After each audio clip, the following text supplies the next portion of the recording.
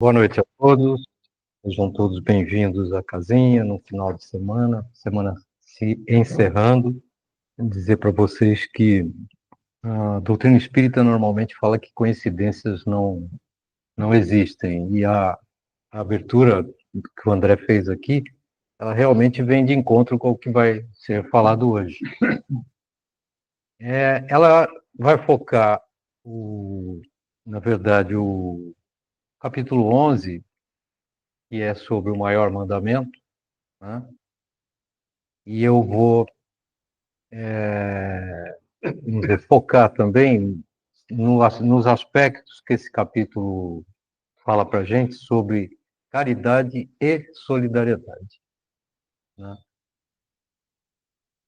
E a citação desse capítulo diz o seguinte: os fariseus, tendo sabido que ele tapara a boca dos saduceus, reuniram-se, e um deles, que era doutor da lei, para o tentar, propôs-lhe esta questão: Mestre, qual o mandamento maior da lei? Jesus respondeu: Amarás o Senhor teu Deus de todo o teu coração, de toda a tua alma e de todo o teu espírito. Este, o maior e o primeiro mandamento. E aqui tendes o segundo, semelhante a este: Amarás teu próximo como a ti mesmo. Toda a lei e os profetas se acham contidos nesses dois mandamentos. Isso está em Mateus, no capítulo 22, versículos 34 a 40.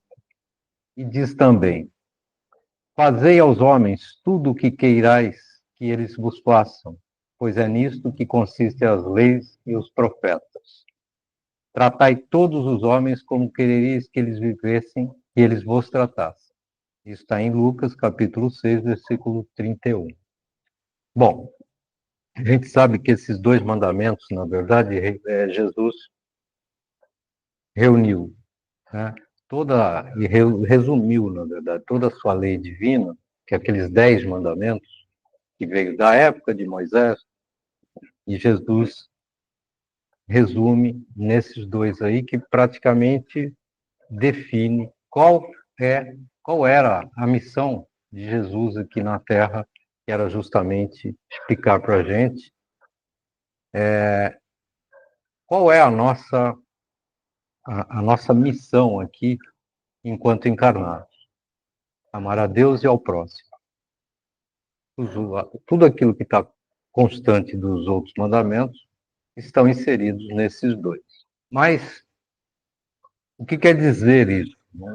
Quer dizer, se a gente for ver, esses dois mandamentos é a expressão, talvez não, com certeza, é a mais completa da caridade. Por quê? Porque resume todos os deveres do homem para com Deus e para com o próximo.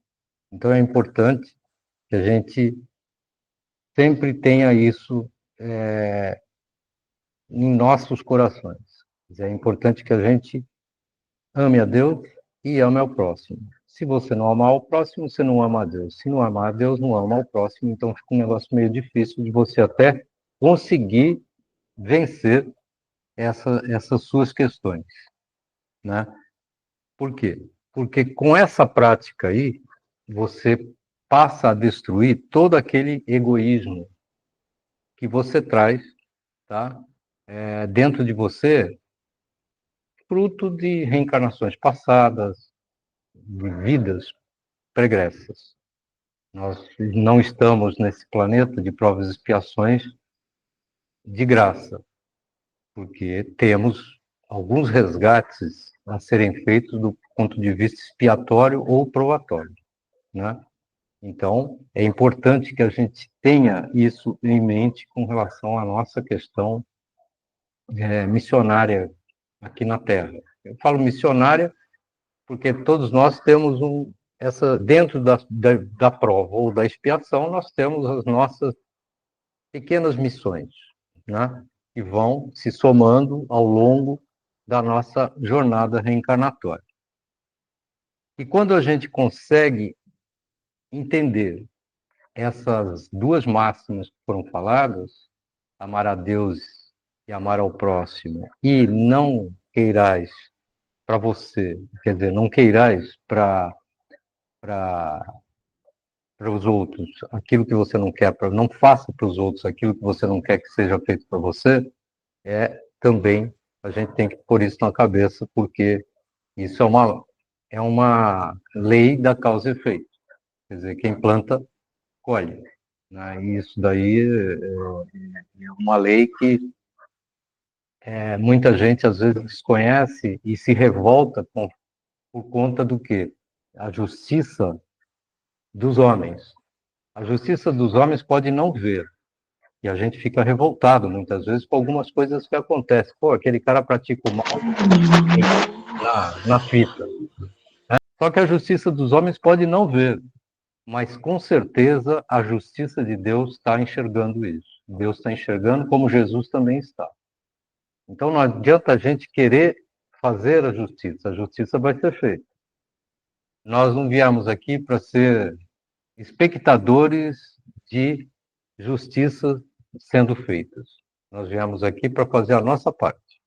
Quer dizer, se existem pessoas que ainda não compreenderam essa jornada e essa tarefa, um dia eles vão compreender. São nossos irmãos e nós temos que considerar a questão também do tempo de cada um. Cada um tem o seu tempo, nós não podemos, de forma nenhuma, julgar, de forma nenhuma. É uma das virtudes chamada indulgência. Não julgue, tá? A gente nunca sabe o que está acontecendo e por que a pessoa está nessa condição, tá? Uma outra coisa é quando a gente ama a Deus, a gente é levado a amar os homens, porque todos nós somos filhos de Deus, né? Filhos do mesmo Pai. E a gente tem que reconhecer isso. A gente não reconhece nossas dificuldades, por que não reconhecer as dificuldades nos outros? Você não precisa ficar sabendo o que ela está passando, mas o simples fato, muitas vezes, dela não agir conforme você espera, alguma coisa existe, algum problema deve existir, né?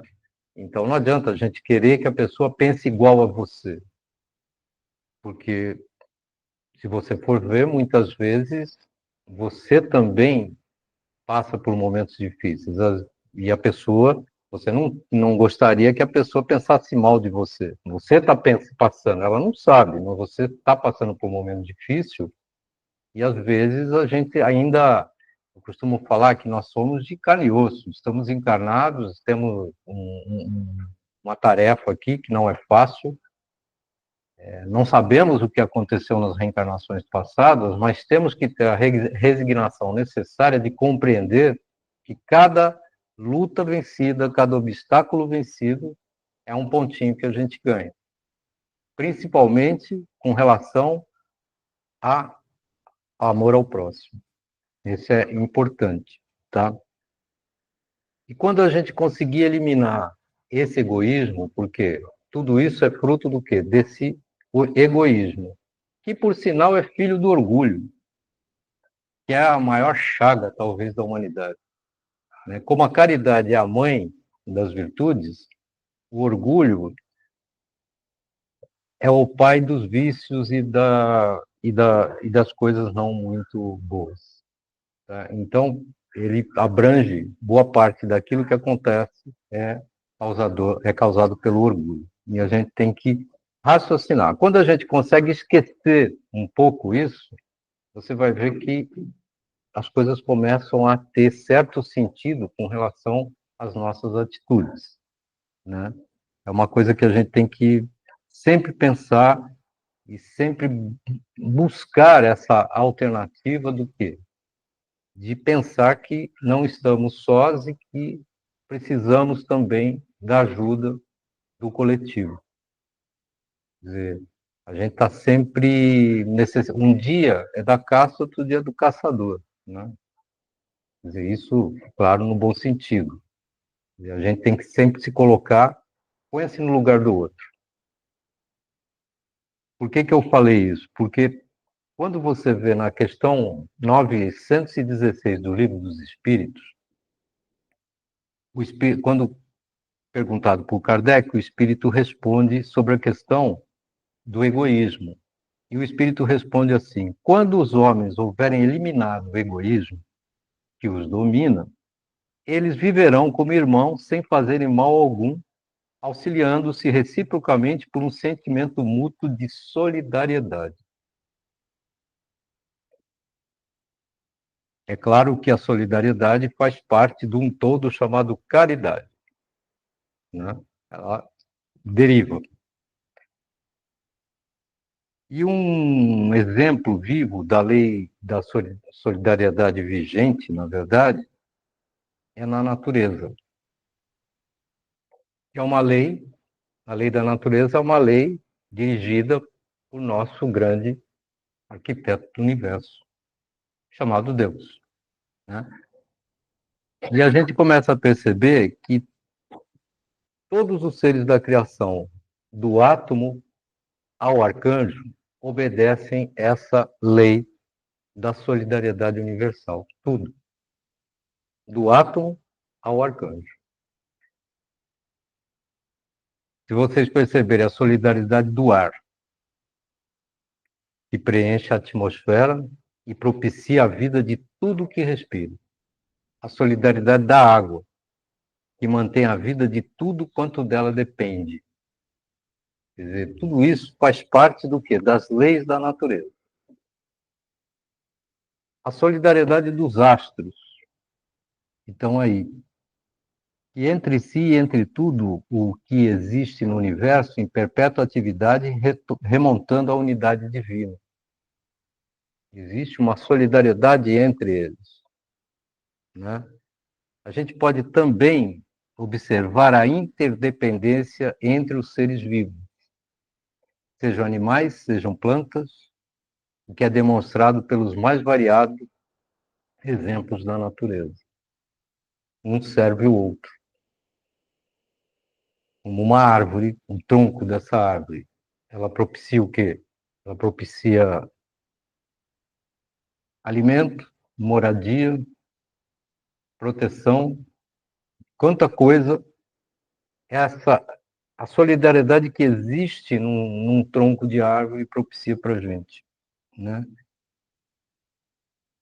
Você pega a solidariedade que existe daquele passarinho que fica tirando carrapato de cima de capivara, de búfalo, de girafa, desses animais. Tudo isso faz parte de um todo, embora instintivamente, mas faz parte de um processo solidário universal. Mas a solidariedade da grande família humana, essa é que é a que pega, onde deve reinar completamente. Quer dizer, é onde tudo começa, é dentro da família, onde tudo se estabelece, dentro de uma família. Se não houver solidariedade dentro de uma família, dentro de um lar, ele não pode se chamar lar. Tem que, na verdade, tem que trabalhar. E o princípio que Jesus aplica na questão da solidariedade para um lar é aquele: fazer ao próximo o que gostareis que fosse feito, não façais ao próximo o que não quereis que vos faça. E dentro de casa, isso é fundamental que aconteça. Muitas vezes, uma má palavra é o suficiente para detonar tudo. Então, quer dizer, um filho não gosta de ouvir, no popular, minhoca de um pai, nem o pai gosta de ouvir minhoca de um filho. Existem formas e formas de autoridade, não de autoritarismo. Uma coisa é autoridade, outra coisa é autoritarismo. Diferente. Então, a gente tem que trabalhar a questão da solidariedade também dentro de casa. Faz parte do nosso dia a dia. E diz assim: essa é a ética da reciprocidade ou solidariedade que deve reger os seres racionais da criação, não sob imposição de leis humanas, mas pelo consentimento da razão e do coração. Ou seja, o consentimento da razão e do coração é aquilo que vai reger o seu trabalho dentro da sua casa, dentro do seu lar, porque ali existe a fé e a esperança, onde tudo pode se transformar se a gente conseguir ser solidário um com os outros dentro de casa, dentro dos maiores problemas que podem acontecer e que acontecem. Eu duvido que não existam pessoas que não tenham tido problema, ou têm problema, ou já tiveram problema com pai, com mãe, com filho, com avô, com avó, às vezes com agregados, chamados cunhados, sogras, sogros e cunhadas, né? Quem não teve? Ou ainda tem? Mas isso tudo é aquilo, faz parte de um processo solidário, faz parte de um processo onde precisa haver reciprocidade para que a gente possa trabalhar tudo isso. É aquela necessidade da gente poder partilhar as coisas boas. Partilhar sempre as coisas que podem nos dar alegria, que podem nos fazer trabalhar de uma maneira mais lógica, enxergar sempre as coisas por um outro ângulo. Quer dizer, não por aquela pessoa cartesiana que só olha por um determinado ângulo. É sempre fazer a coisa olhando por um ângulo só, não olhando por vários ângulos, né? A atitude de sentir a necessidade íntima de partilhar é querer ir mais além, é perceber que a alegria de dar é indiscutivelmente superior à de receber. É estender a mão ao próximo sem olhar sua raça, condição, gênero, conta bancária, também se estende a tudo isso aí. Então, é a famosa questão de solidariedade. Capacidade de se doar a alguém sem o menor interesse de reciprocidade. Tudo isso é solidariedade. Quer dizer, quando você trabalha isso. E a coisa mais importante, talvez, eu não vou definir o que é felicidade, mas eu posso até dizer para vocês o seguinte, que felicidade é uma coisa muito difícil de ser definida, principalmente aqui no nosso planeta, né? Mas quando você fica mais feliz fazendo uma doação do que aquela pessoa a quem você doou, isso é felicidade. Isso é aquele sentimento que você carrega dentro do peito que nunca mais você vai esquecer. E quando se torna uma rotina, melhor ainda. Quando você descobre que você está fazendo aquilo, uma questão lógica, uma questão que você compreendeu o que Jesus queria dizer quando veio aqui. Ah, a solidariedade também a gente pode trabalhar, que é um sentimento de identificação com os problemas de outro, o que nos leva a nos ajudar mutuamente, porque é quando a gente se coloca no lugar das outras pessoas. Quer dizer, você ajuda, porque é aquilo.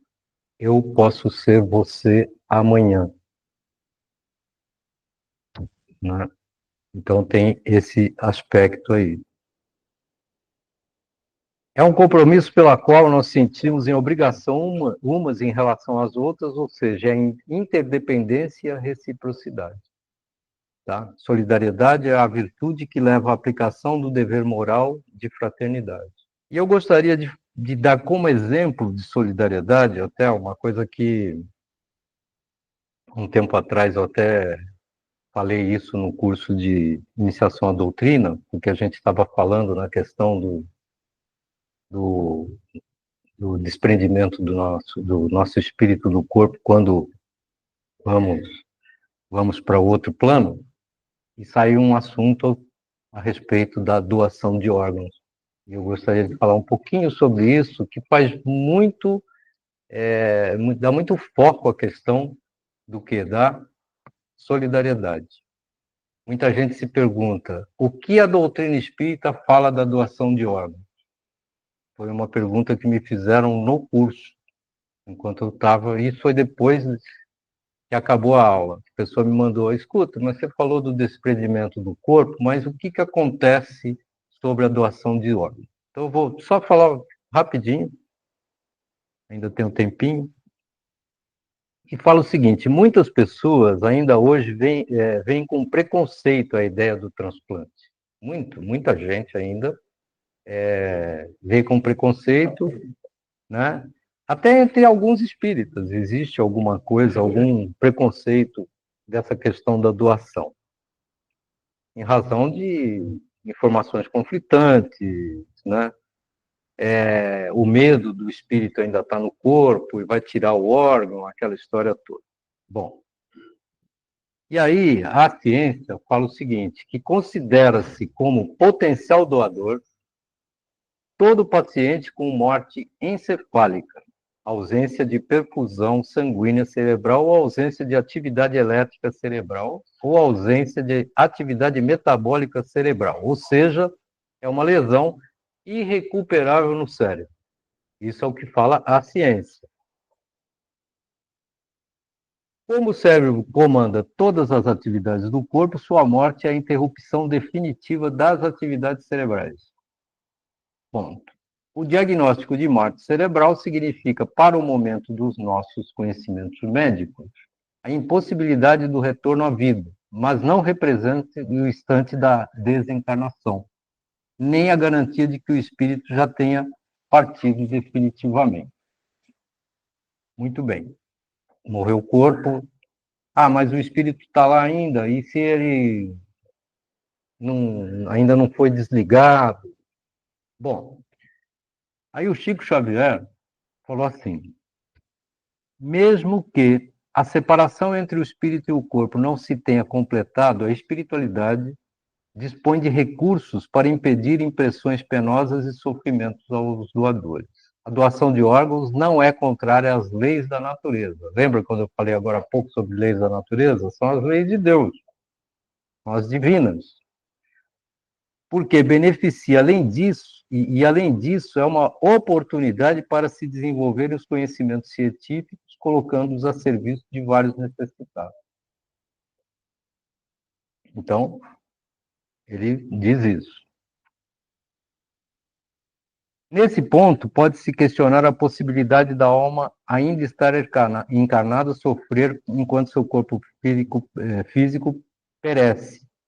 E aí o Kardec, no Livro dos Espíritos, ele esclarece na questão 156 o seguinte: na agonia, a alma algumas vezes já tem deixado o corpo, nada mais existe que a vida orgânica. Consequentemente, todo o corpo pode funcionar tendo a desencarnação já se efetivado. Quanto pode ocorrer a morte cerebral, o espírito não ter ainda efetivado sua liberação total da carne. O André Luiz fala o seguinte, na obra Evolução em Dois Mundos, no livro: quando uma célula é retirada do corpo humano e passada para a placa de cultura em laboratório, ela retorna à sua forma primitiva, o zigoto. O que é o zigoto? É aquela célula que foi originária da fecundação do espermatozoide com o óvulo. Para explicar, todo mundo aqui, acredito que sabe que nós temos um outro corpo chamado perispírito, certo? O perispírito, na verdade, é um corpo semimaterial, fluídico, bem fluídico, mas é semimaterial. Ele é uma cópia fiel do nosso corpo material, cópia fiel. Ele tem todos os órgãos, tudo, uma cópia fiel. Daí essa questão. Quando se retira um corpo físico, um rim, um coração, sei lá, qualquer parte física, tira o físico, porque é do corpo, o corpo já está morto. Ah, mas aí vai o espírito vai embora sem aquilo? Não, não. O espírito, o que vai embora é o espírito acompanhado do seu perispírito que está com aquele órgão, perispiritualmente falando. Então ele não vai incompleto, porque você tirou o físico, né? Ah, mas aí se o cara é um assassino, vai com toda aquela vibração ruim do cara? Não, porque como diz aqui, aquele órgão que foi retirado é como se ele sofresse um tipo de uma metamorfose e ele volta a ser um órgão original. É como se ele tivesse renascendo. Então ele perde toda a influência vibratória daquele corpo. Tudo. Né? O Divaldo fala o seguinte, antes de morrer, né? Ele falou o seguinte: